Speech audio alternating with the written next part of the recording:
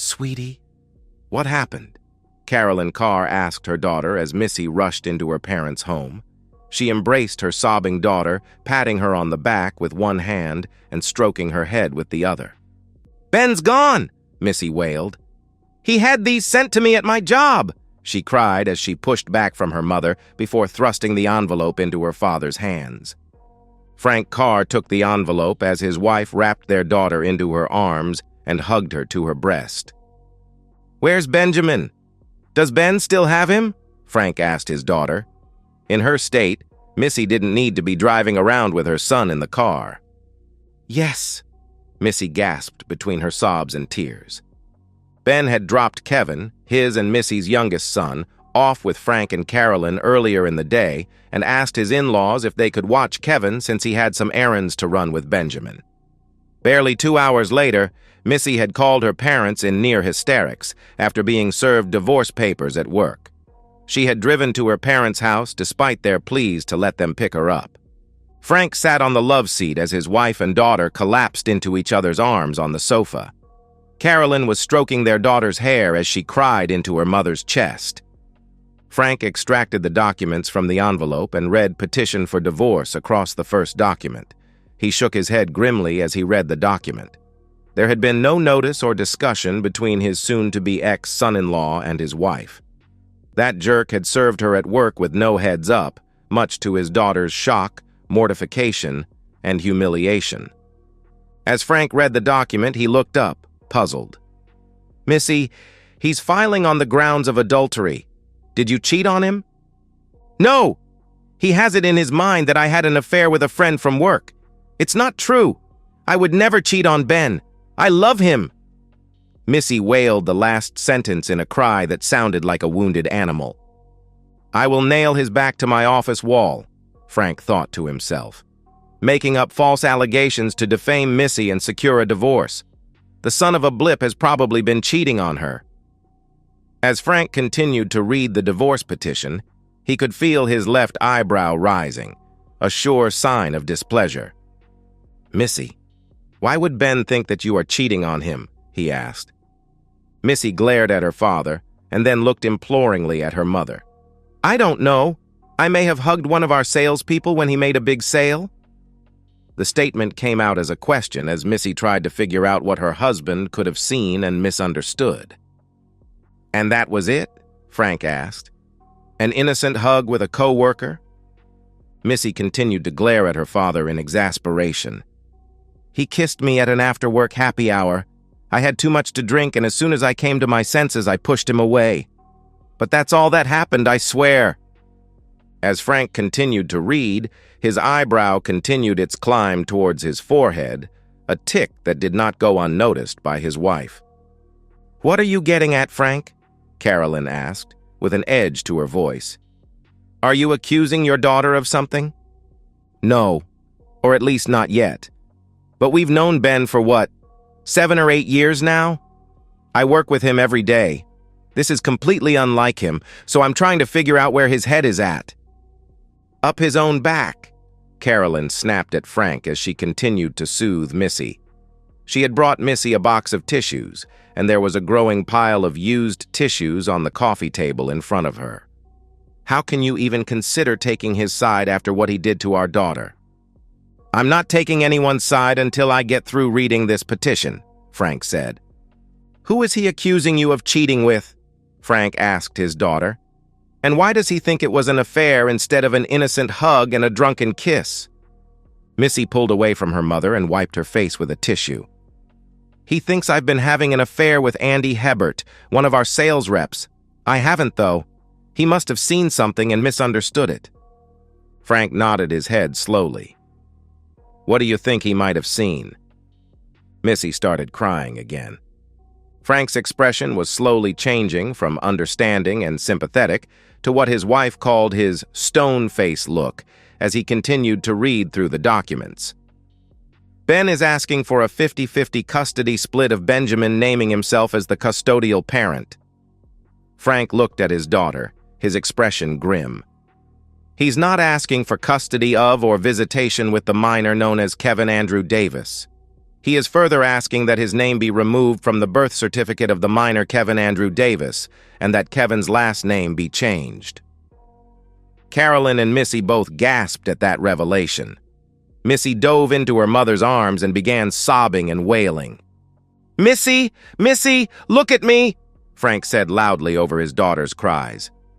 Missy paused in her crying and looked at her father. Carolyn Carr looked at her husband with agitation at his lack of empathy for their daughter. "Ben is accusing you of cheating with Andy Hebert. Kevin's middle name is Andrew because you said you'd always liked that name. I'm going to ask you again. Did you cheat on Ben with this Andy guy?" In reply, Missy let out a loud wail and began to sob loudly in her mother's arms. Carolyn looked at her husband in anger. "Will you please drop this?" she hissed at her husband. "Did you know?" Frank asked his wife. "Did I know what?" she asked. Frank could see the rage boiling up in his wife's eyes. Frank held up a sheet of paper. "This is why Ben is not asking for any share of custody for Kevin. It's a DNA test that says there is a less than 0.2% chance that Ben is Kevin's father. So, tell me, Carolyn, how long have you known about this?"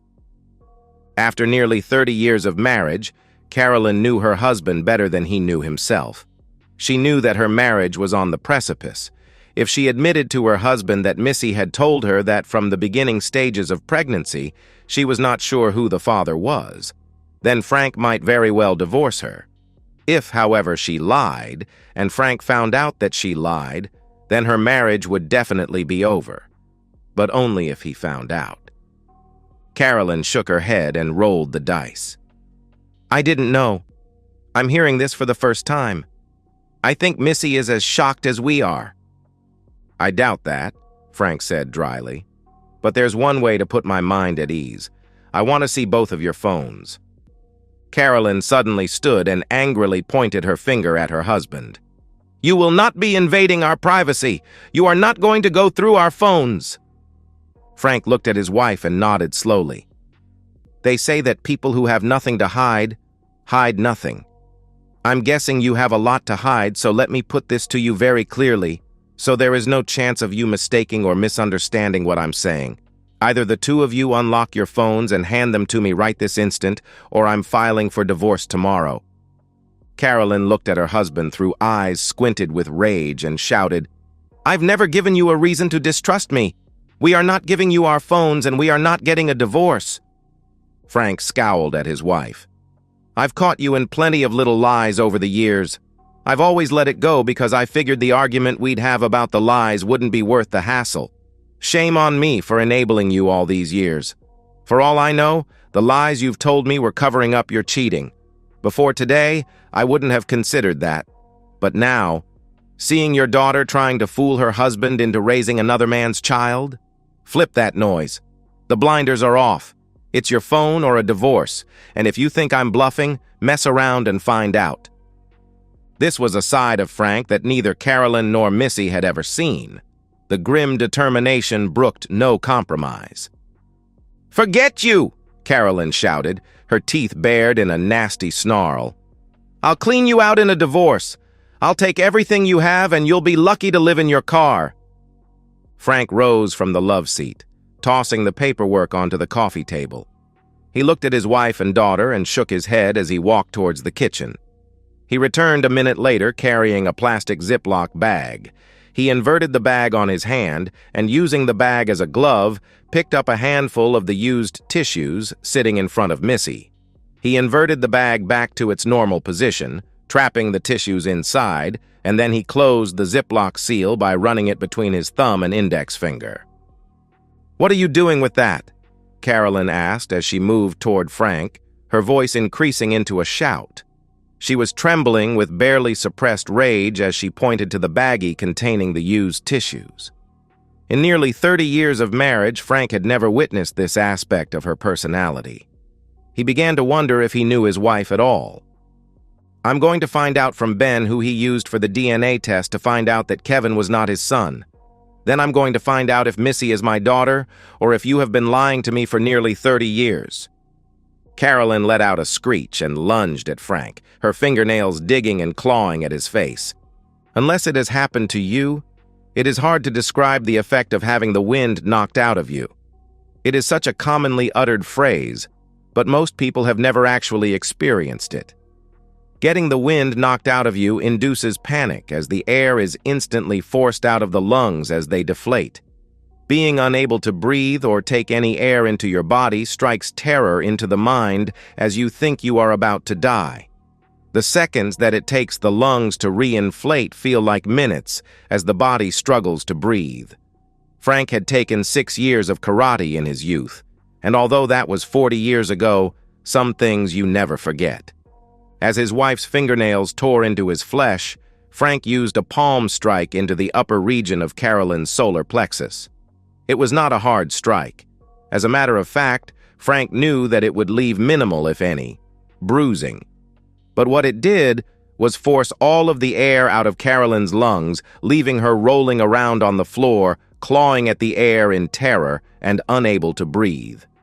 This caused Carolyn to panic, which in turn caused Missy to panic as her mother clutched her throat and tried to breathe. As his wife rolled around on the floor, Frank strode quickly to the back of the house where his home office was located. He knew that within a minute or so, Carolyn would be back to breathing normally, and he wanted to be out of the house as soon as possible. Frank grabbed his MacBook Air and his iPad, and he quickly logged into their Wi-Fi router and changed the password to the router. Carolyn could still use her phone to access the internet, but she got frustrated doing anything but scrolling Facebook or Reddit on her phone. Any sort of banking or credit card activity she would want to do from the Windows desktop in her shed.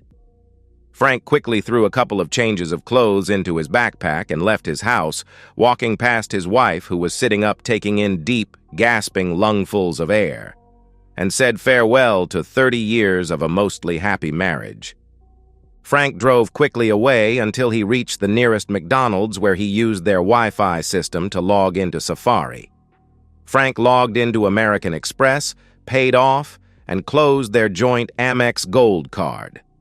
Frank then logged into Chase and paid off and closed out their joint Chase credit card before logging into Chase Bill Pay and issuing a check to himself, care of the landscape company he owned, for half the remaining balance in their joint account. Frank's landscapers took care of his yard, and he paid his company a nominal fee to maintain legitimacy, so he had long ago set up his company as a payee. "Frank," Adam Davis said, his flat tone devoid of inflection. "Hi, Adam," Frank said to his daughter's soon-to-be ex-father-in-law. "It's a hell of a situation, isn't it?" "Doesn't get much worse," Adam said, opening the door for Frank. "Let's go to the patio and watch the golfers. Bourbon?" The Davis house was on a cul-de-sac that backed up to the country club golf course, of which both families were members. Adam's wife had won the club's women's championship for the last 4 years, a fact of which Adam was extraordinarily proud. After settling on the Davis patio with bourbon in hand, Frank started the conversation. "How is Ben doing?" Adam cocked his head at Frank as if asking, "Seriously?" "I know. Stupid question. What he's going through is just about the worst thing a man can go through. I would say except for losing a child, but that's exactly what he's going through, isn't it? He's losing his youngest child and you're losing your youngest grandchild. How could Missy do this to him? What happened to that girl?" he asked. Frank sighed and shook his head. "She was always spoiled, and instead of putting my foot down, I just turned a blind eye toward it. I guess that makes this my fault as much as anyone's." Adam shrugged his shoulders. "Maybe, but probably not. She's a grown woman fully capable of making her own decisions and taking responsibility for her actions." Frank nodded his head in agreement before taking a sip of bourbon. "Where's Ben hiding out? I'm guessing he has Benjamin with him?" "They're at the lake house. He doesn't want to see or talk to Missy, and 4 years old is too young to see his mom having a meltdown. It's good Kevin is not even a year old yet. He won't remember Ben. Can't say the same thing about Ben, though. He was so happy to have 2 little boys." Frank shook his head sadly with tears in his eyes. "I don't blame him. I don't much want to see her either. Or her mother. Turns out my sweet, loving wife has known all along that there was a chance Ben wasn't the boy's father and didn't say a goddamn thing to me about it. Now I'm suspicious that I'm not Missy's father and I've left Carolyn." "Sweet Jesus," Adam said, exhaling slowly. "Just as I was thinking this couldn't get any more messed up, you said, 'Hold my beer.'" Frank lifted his drink to Adam in silent acknowledgement. Adam said, "As annoyed as I am, you should see Babe. She scares the shit out of me." Babe Davis was Adam's wife of 32 years. A rancher's daughter and a gifted athlete all through high school and college, she had been named after world-famous athlete and Port Arthur, Texas native, Babe Didrikson Zacharias. Like that Babe Davis, nee Landry, had excelled in tennis and golf throughout high school and college. Babe had even spent a year playing against pros as an amateur in LPGA tournaments before becoming pregnant with Ben. "If it wasn't for Missy being Benjamin's mother, I seriously think she would shoot Missy dead. I've never seen her so angry," Adam continued. Frank shook his head. "Keep her reined in. I don't want her getting in trouble because of those two cheating women. It's bad enough I'm probably going to jail." "You? Jail? What the hell, Frank? Does it have anything to do with those Band-Aids on your face?" Frank had stopped at a CVS to pick up Neosporin and bandages for his face before arriving at Adam and Babe's house. Frank nodded his head as he related to Adam the story of grabbing Missy's used tissues for DNA testing and Carolyn's subsequent attack on him before he punched her in the stomach. "Jesus Christ, Frank." Adam looked at Frank with respect. "Ordinarily, I wouldn't go along with hitting a woman, but damn, if there was ever anyone that deserved a good kicking. She did, but I know those two are going to come up with a different story, so I figure I'll be arrested soon. That's what I wanted to talk to you about. Can you reach out to Ben and let him know he'll need to manage by himself for a while?" His son-in-law not only worked for Frank's landscaping company, but had bought into the business and now owned a quarter of it. "For sure. He's got a burner phone and I'll make sure it's okay to give you the number." Their conversation was interrupted as Adam's wife, Babe, walked through the kitchen and entered the den. She looked coldly at Frank and, without taking her eyes off the visitor, asked her husband, "What's he doing here? And why were the police pulling up just as I pulled into the driveway?" "Relax, hon. Frank's on Ben's side in all this. Turns out Carolyn knew all about Missy's affair and that Kevin might not be Ben's child. Frank's left his home." Whatever Adam was going to say next was interrupted by the ringing of the front doorbell. Babe answered the door to the police and, at their question, turned to Frank, who nodded his head. "I figured this was going to happen," he said, as he walked to the door to greet the officers, who promptly had him turn around and submit to being handcuffed. The officers sat Frank down and asked him for his version of events. When he described Carolyn's attack on him and his defensive actions, showing them the scratches on his face, the officers were sympathetic but unmoved. "If you had called us right then and there, she would probably be the one being arrested instead of you." "I'll have Ben get your attorney on it," Adam said. Babe hugged Frank as the police escorted him out of their house. 6 months later, and the storm had mostly died down. Missy fought Ben on the divorce, first demanding counseling and then, when that was denied, making the terms so onerous that Ben would have to relent and reconcile. DNA testing revealed that Missy was Frank's daughter, a result of which his feelings were decidedly mixed. He would always love Missy because she was his daughter. However, he had no respect for her. They had very little contact with each other, and Frank did not anticipate that changing anytime soon. She had refused him any contact with his grandson, Kevin. Based upon Frank's booking photograph, which clearly showed nail marks and scratches on his face, Frank was found not guilty of the Class C misdemeanor assault upon his wife. Frank divorced Carolyn. He did not trust her, nor did he respect her. She, too, had fought the divorce, and her attorneys threw up roadblock after roadblock and would have continued to do so if Carolyn and Missy had not been mugged in the parking lot of a nightclub they had visited together.